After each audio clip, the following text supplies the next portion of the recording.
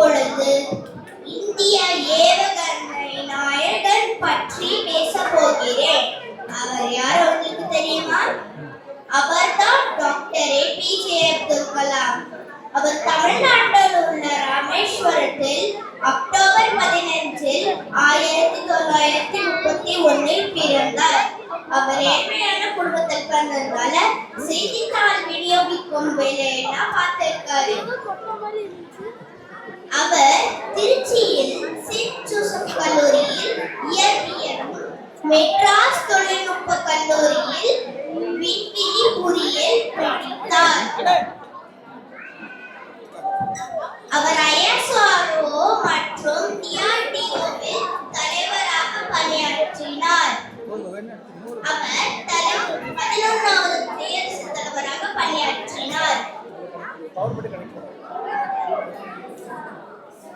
போக்ரான் 2 அணு ஆயுத சோதனையில் பெரும் பங்காற்றினார்.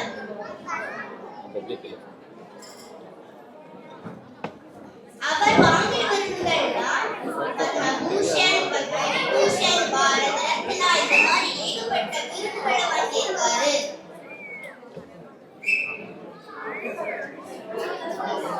கனவு காணுங்கள், அதை நினைவாக்க போராடுங்கள்.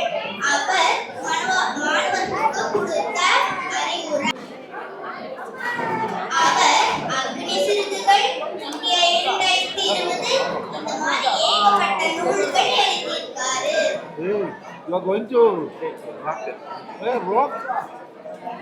அவருக்கு தமிழ் கவிதை எழுதுறதோ, வீணை வாசிக்கிறதோ, மாணவர்களோட பேசுறதோ அவருக்கு ரொம்ப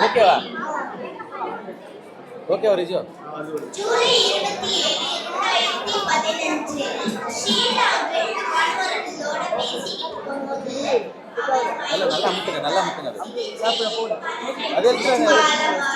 நன்றி, வணக்கம்.